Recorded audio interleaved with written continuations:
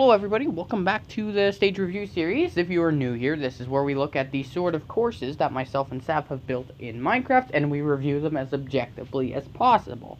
We look for things like how fun it is, how well the mechanics go together, aesthetic, everything like that.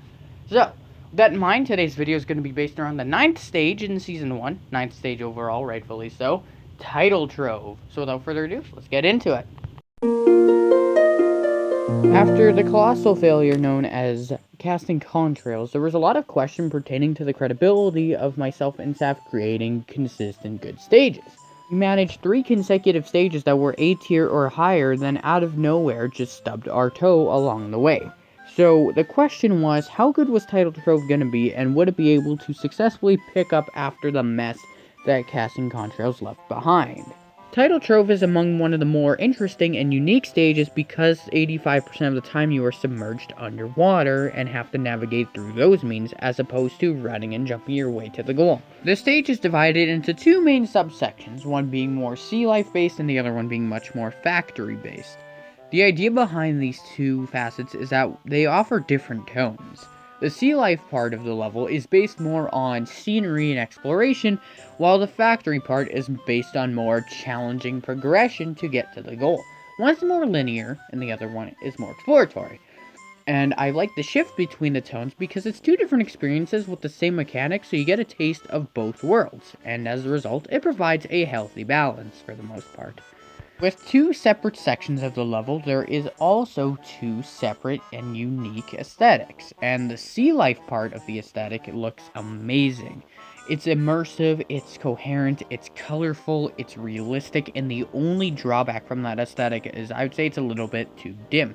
Other than that, though, it is a great attempt at making an immersive sea aesthetic. The aesthetic for the factory, on the other hand, albeit good, isn't setting any records. It isn't anything special. It is a success in the sense where it describes and fulfills the type of theme it's going for, but it doesn't check off any top tier boxes. There could have been a little bit more, and this could have been a little bit more grand if we invested a little bit more time into polishing this aesthetic. If you look at both aesthetics as one, you realize that it is still very successful and it does fit the tone and the idea behind the stage. While it's not perfect or even amazing, it's still pretty good at the end of the day. Tidal Trove has a neutral sort of layout and design where it has a lot of ups but a lot of downs. A lot of the ups come from the incredible start of the level. The first 30 seconds have this beautiful scenery. It's clear as to where to go, there's a couple shortcuts you can take, and it's just very adventurous and you're going to have a fun time playing the first 30 seconds of this level. Anything past that, and you notice that the stage lacks variety in the factory part.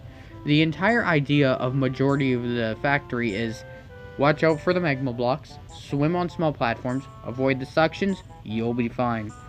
And that gets repetitive very easily, and there are ways to sort of cheese the stage. I do not think that Tidal Trove's layout is necessarily bad, but it is lacking a lot.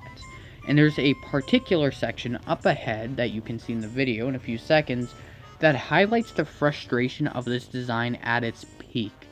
And it takes away from the map quite a bit because it is brutal and just all around unforgiving. The idea here is that there is a 3-block wide hallway and there's these paths you have to take that are 1 block wide, and you have to avoid the suction as well as you can.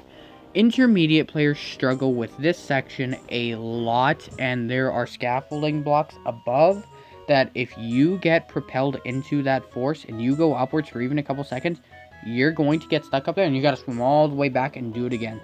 It was such an oversight on our part to put in something like this. By our part, I mean me.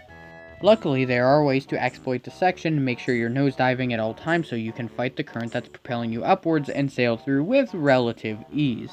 Nevertheless, that entire section is a huge oversight and a flaw that really affects this map because it takes already an overused mechanic and makes it worse. For the most part, the difficulty is pretty intermediate, which is fine as is, but that sudden spike out of nowhere is off-putting and just annoys everybody who dares to play this map.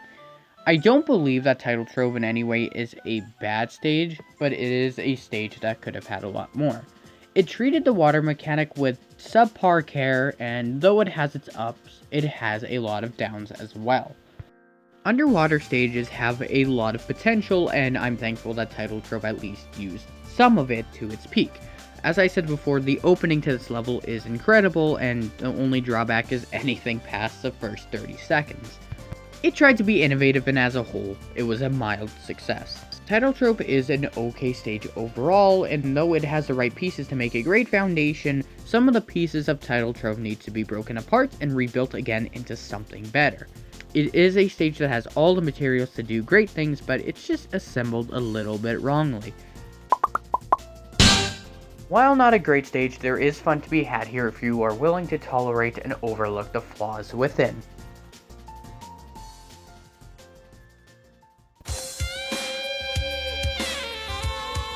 I just want to thank you all for taking time out of your day to watch this video. I'm always grateful for that. I love making these kind of videos, and I hope you guys enjoy watching them just as much. I'm very happy to announce that Season 2, Stage 4 is finally almost done. It is on probably the last couple steps, and then we'll be finished, and I don't know when the video will come out for it, because I have a few ideas that I may want to tackle before I release the review video for it, but either way, thank you all for coming along for this ride, and I will see you guys in the next video. Take care.